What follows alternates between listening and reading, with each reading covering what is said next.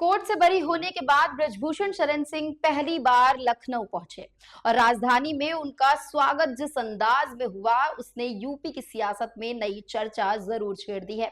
19 अगस्त को ब्रजभूषण शरण सिंह दिल्ली से फ्लाइट के जरिए लखनऊ एयरपोर्ट पहुंचे। एयरपोर्ट पर पहले से ही बड़ी संख्या में उनके समर्थक मौजूद थे।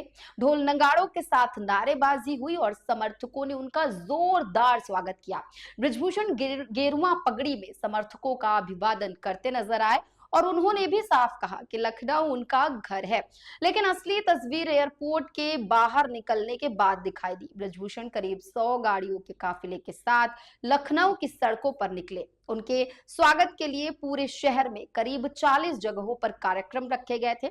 यानी एयरपोर्ट से लेकर शहर के अलग अलग हिस्सों तक समर्थक उनके स्वागत के लिए तैयार खड़े थे।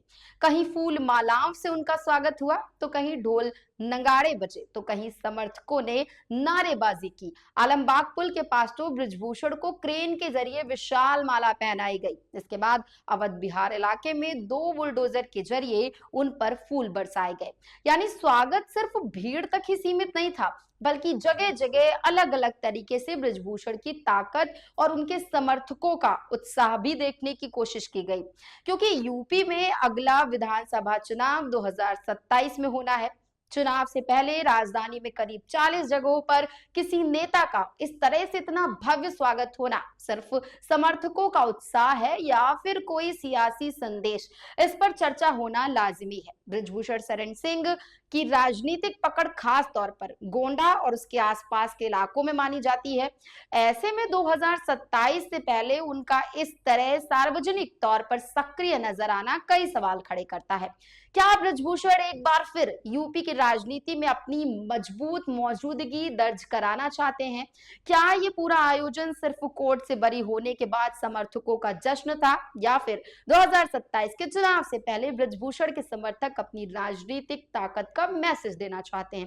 फिलहाल ब्रजभूषण ने 2027 को लेकर कोई सीधा चुनावी ऐलान तो नहीं किया है, लेकिन लखनऊ में जिस तरह से उनका स्वागत हुआ उससे ये जरूर साफ है कि उनके समर्थक उनको लेकर पूरी तरह एक्टिव है।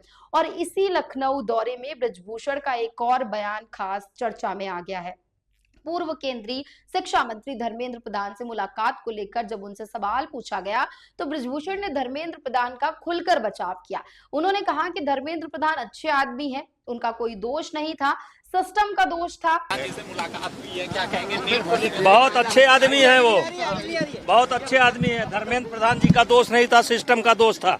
सर, जवाहर यूनिवर्सिटी में आज ब्रजभूषण का ये बयान इसलिए भी अहम है क्योंकि पेपर लीक और छात्रों के प्रदर्शन के मुद्दे के बीच धर्मेंद्र प्रधान को केंद्रीय शिक्षा मंत्री का पद छोड़ना पड़ा था। तो एक तरफ कोर्ट से राहत के बाद लखनऊ में ब्रजभूषण का जोरदार स्वागत, दूसरी तरफ 40 जगहों पर समर्थकों की मौजूदगी और इसी के बीच धर्मेंद्र प्रधान का समर्थन में उनका बयान। अब इन सबको जोड़कर देखें तो लखनऊ का ये पूरा दौरा सिर्फ स्वागत कार्यक्रम नजर नहीं आता, बल्कि 2027 से पहले ब्रजभूषण शरण सिंह और उनके समर्थकों की राजनीतिक सक्रियता का संकेत जरूर देता है।